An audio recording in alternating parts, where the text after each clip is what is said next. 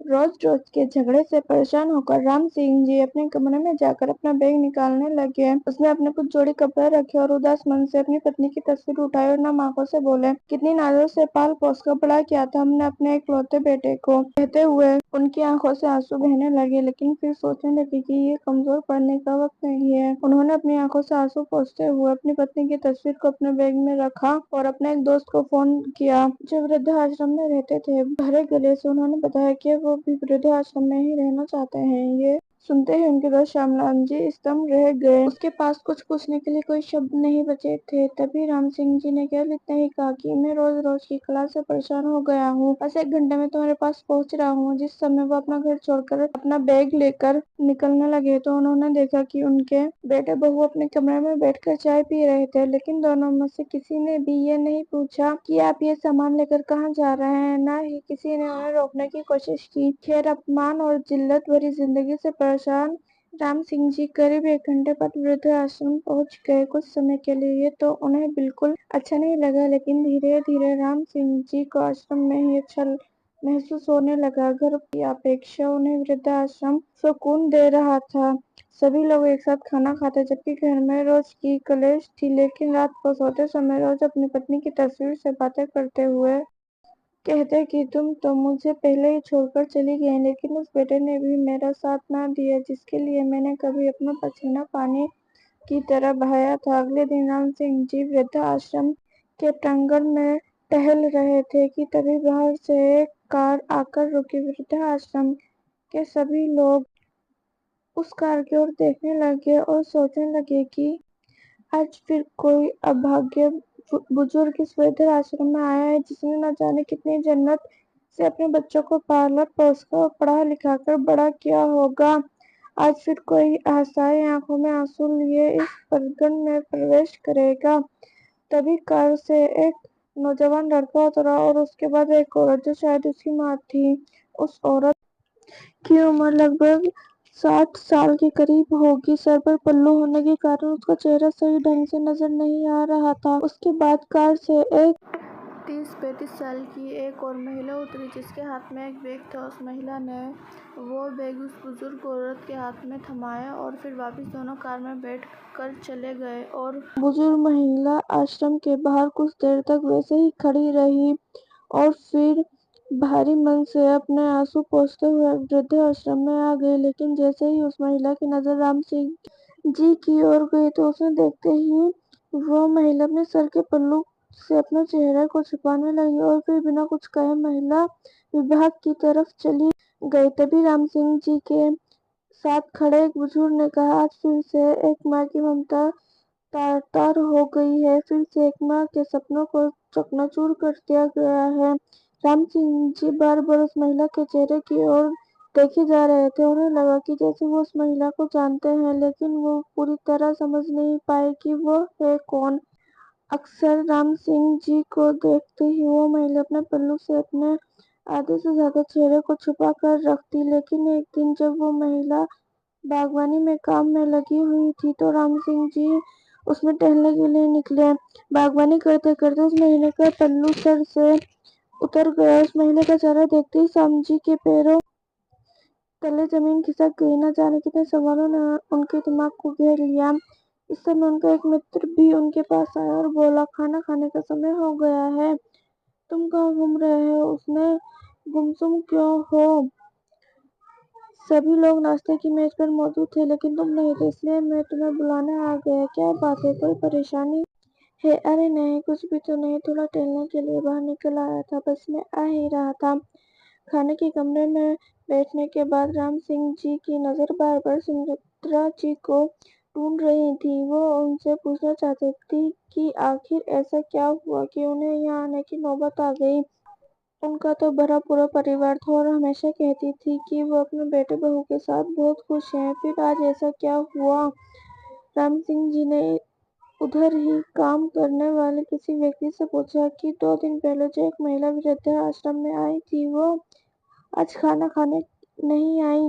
हाँ, उन्होंने बताया कि वो आज बहुत दुखी है, इसलिए उन्होंने खाना खाने से मना कर दिया है। परेशान भी क्यों न हो, आखिर जो उनके बेटे बहू ने उनके साथ किया है, ऐसा तो कोई दुश्मन भी किसी के साथ ना करे। वो बार बार अपने घर को याद कर रही हैं। सुबह से अपने कमरे में बैठी रही जा रही हैं, इसलिए उनका ध्यान भटकाने के लिए उन्हें बागवानी करने का काम दिया गया है। ये सब सुनकर राम सिंह जी का मन परेशान हो गया। वो जानना चाहते थे कि आखिर सुमित्रा जी के साथ ऐसा क्या हुआ। इसलिए थोड़ी देर बाद महिला विभाग में सुमित्रा जी के पास राम सिंह जी गए। राम सिंह जी को अपने सामने खड़ा देखकर सुमित्रा जी थोड़ा परेशान सी हो गई। तभी उन्होंने कहा, मैं जानना चाहता हूँ, आपने मुझे पहचान लिया है, लेकिन क्या मैं ये जान सकता हूँ कि आप इस हालत में कैसे पहुंची। सुमित्रा जी ने कुछ नहीं कहा, लेकिन उनकी आंखें आंसू से भर गईं। ये देखकर राम सिंह जी और भी ज्यादा परेशान हो गए। उनका दिल किया कि जोर जोर से चिल्लाकर इस दुनिया से पूछे कि क्यों बुढ़ापे में माँ बाप को पुराने सामान की तरह निकाल कर बाहर फेंक दिया जाता है।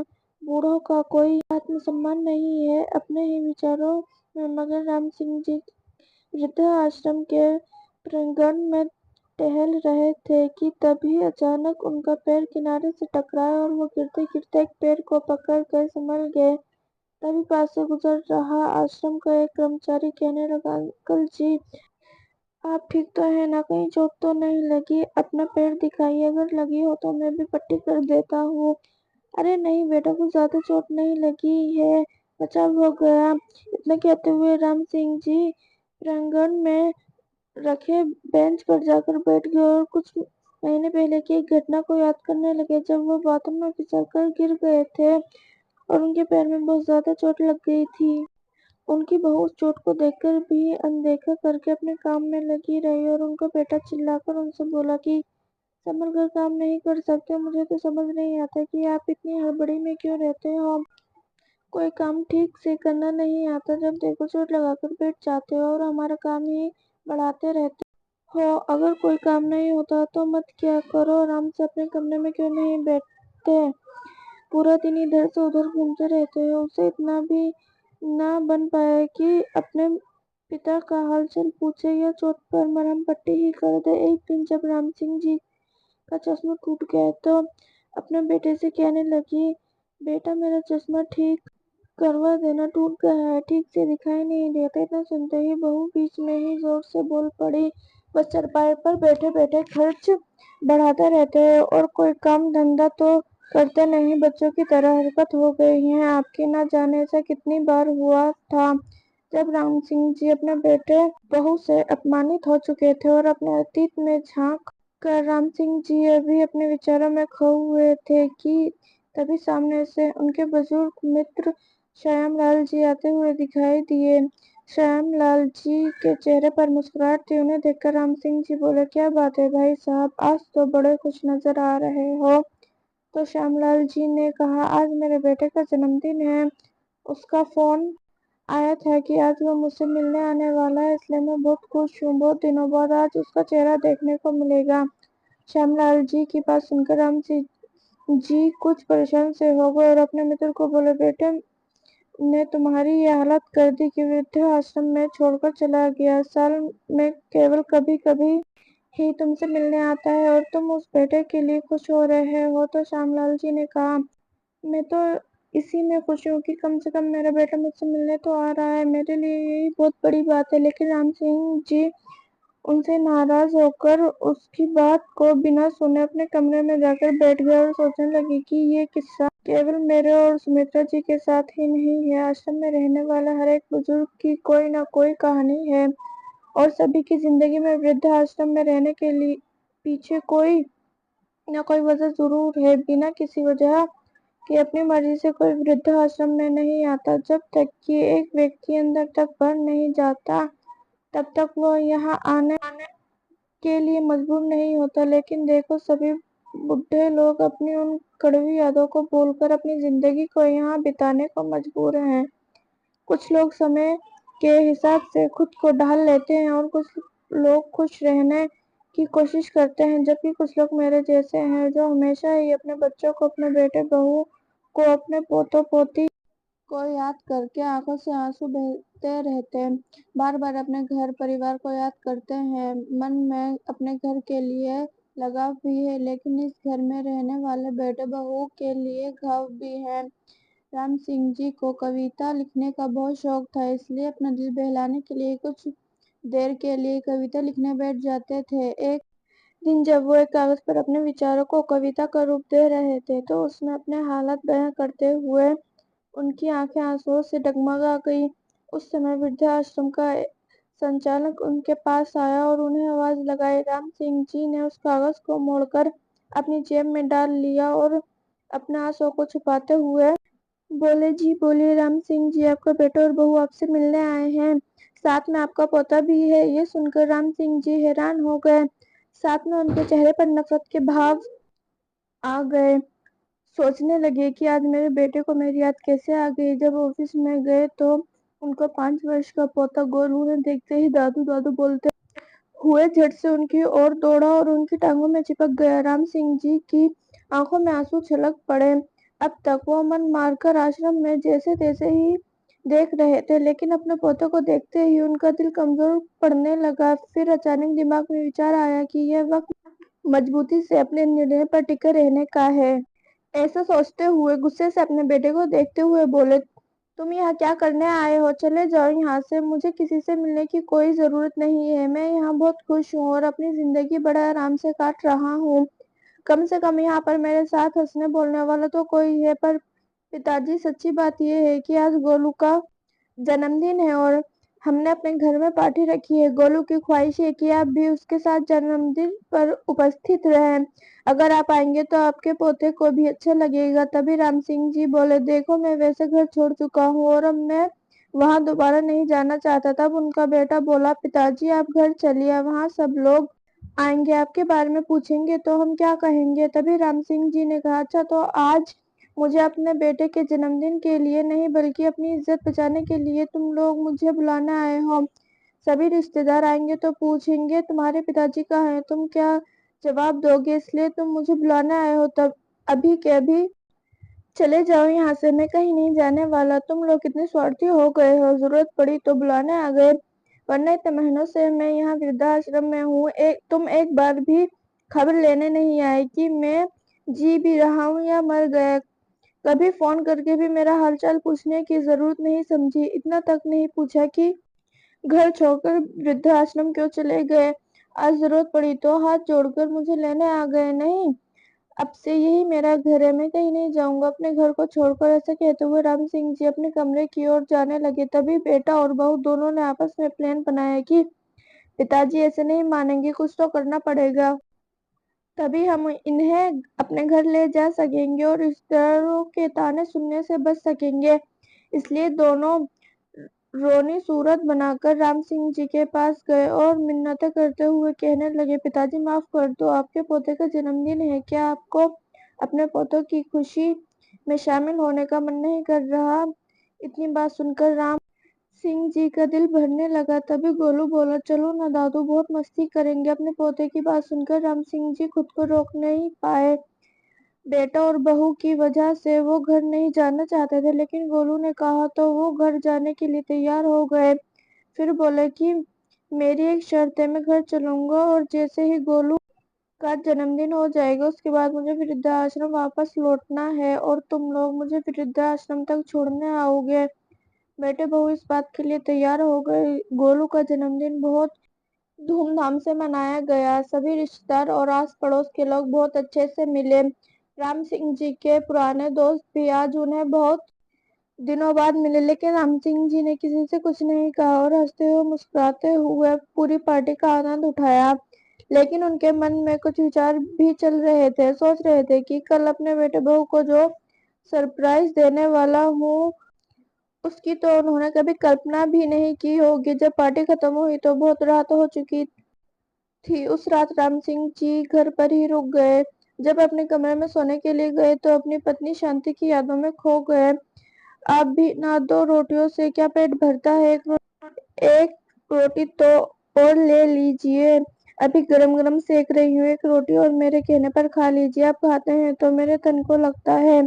अरे नहीं शांति, मेरा पेट भर चुका है और कितना खिलाओगे? अपनी पत्नी को याद करते करते राम सिंह जी सोचने लगे कि ایک شانتی جو مجھ سے ایک گلاس پانی بھی خود سے اٹھانے نہیں دیتی تھی، اور ایک بہو ہے جس نے مجھے ایک ایک روٹی کے لیے ترسا دیا ہے، چھوٹے سے چھوٹا کام بھی مجھ پر ڈال دیتی تھی، سبزی لانے سے لے کر گھر کے حساب صاف صفائی تک کا سارا کام کرواتی تھی۔ مجھے وہ کام کرنے میں بھی حرج نہیں ہے، لیکن سب کرنے کے بعد بھی اگر گھر میں عزت نہ ملے تو ایسی زندگی کس کام کی۔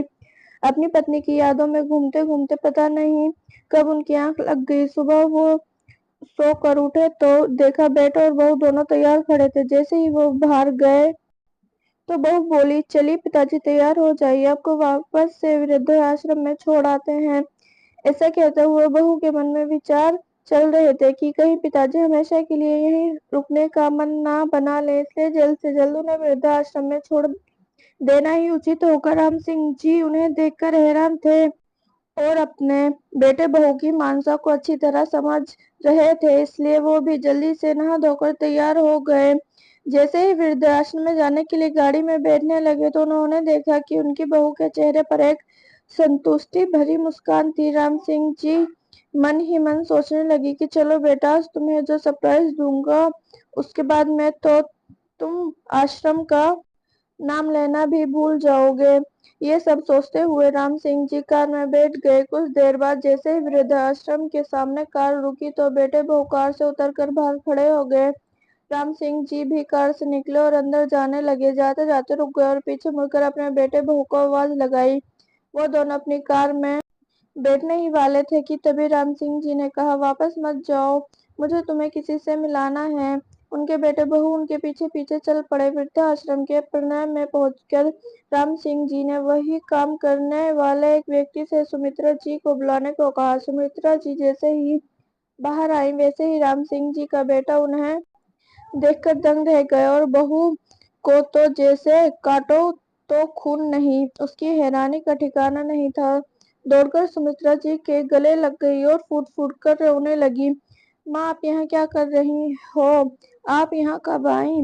آپ نے مجھے بتایا بھی نہیں۔ لیکن اس کی باتوں کا سمترا جی نے کوئی جواب نہیں دیا۔ پھر بہو بولی، مجھے تو یہی لگتا تھا کہ آپ بھائی بھابھی کے ساتھ بہت اچھے سے رہ رہی ہو۔ کل ہی میری بھابھی سے بات ہوئی، انہوں نے بھی نہیں بتایا کہ تم وردھ آشرم میں ہو۔ میں تمہارے بارے میں بھابھی سے کتنے دنوں سے پوچھ رہی تھی کہ ماں سے بات نہیں ہو رہی، ماں کہاں ہے، ایک بار تو میری بات کروا دو۔ تو بھابھی نے کہا کہ تم تیرتھ یاترا پر گئی ہو، اس لیے میری تم سے بات نہیں ہو پائے گی، اور میں نے مان بھی لیا کہ تم تیرتھ یاترا پر گئی ہو، لیکن مجھے کیا پتا تھا کہ اس ظالم عورت نے تمہیں وردھ آشرم میں چھوڑ دیا ہے۔ اپنی بیٹی کی بات سن کر سمترا جی پھوٹ پھوٹ کر رونے لگی اور بولی، بیٹا تمہارے بھائی بھابھی جھوٹ بول رہے تھے، مجھے 1 مہینے پہلے ہی وہ وردھ آشرم میں چھوڑ کر چلے گئے تھے۔ لیکن ماں، آپ مجھے فون کر کے بتا بھی تو سکتی تھی نا، میں ترنت یہاں پہنچ جاتی۔ ان لوگوں کی ہمت کیسے ہوئی میری ماں کے ساتھ یہ سب کرنے کی؟ اتنا کہتے ہوئے بہو اپنی ماں سے لپٹ گئی۔ میں تمہیں فون کر کے کیسے بتا سکتی تھی بیٹا؟ جس دن میں آشرم میں آئی میں نے تمہارے سسر جی کو یہاں دیکھا، اس کا مطلب تو یہی ہوا نا کہ تم میں اور تمہاری بھابھی میں کوئی فرق ہی نہیں ہے۔ پھر میں تمہیں فون کر کے تمہارے بھائی بھابھی کی کرتوت کے بارے میں کیا بتاتی؟ اتنا کہتے ہوئے سمترا جی نے اسے اپنے سے الگ کر دیا۔ تم میری بیٹی کہلانے کے لائق نہیں ہو، اس لیے مجھ سے دور رہو۔ یدی میرے بیٹے بہو نے مجھے گھر سے نکالا ہے تو میری بیٹی نے بھی تو اپنے سسر کو گھر سے نکال دیا ہے، تو کل ملا کر میری دونوں اولاد ہی نکمی نکلی۔ اب تو مجھے خود کو تمہاری ماں کہنے پر بھی شرم آ رہی ہے۔ ایک نے اپنی ماں کو گھر سے نکال دیا اور ایک نے اپنے سسر کو گھر سے نکال دیا۔ اپنی ماں کی باتیں سن کر پوجا کا سر شرم سے جھک گیا۔ ماں، مجھے معاف کر دو، میں بہت شرمندہ ہوں، مجھ سے بہت بڑی غلطی ہو گئی ہے۔ میں نے کبھی ہی نہیں سوچا تھا کہ جو میں اپنے ساس سسر کے ساتھ کر رہی ہوں وہ میرے ماں باپ کے ساتھ بھی ہو سکتا ہے۔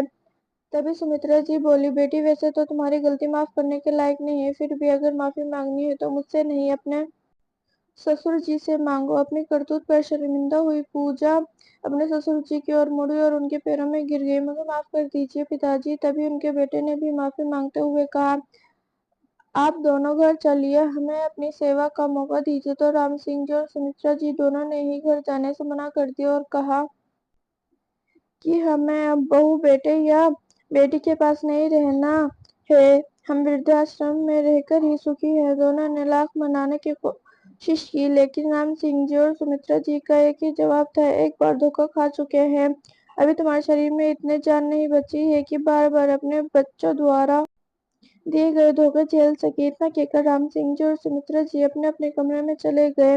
بہو اور بیٹا اپنا ساموں لے کر رہ گئے اور دکھی من سے اپنے گھر واپس آ گئے۔ دوستو، آپ کو یہ کہانی کیسی لگی کامنٹ کر کے ضرور بتانا۔ کہانی اچھی لگی ہو تو پلیز ویڈیو کو لائک کریں اور شیئر کریں۔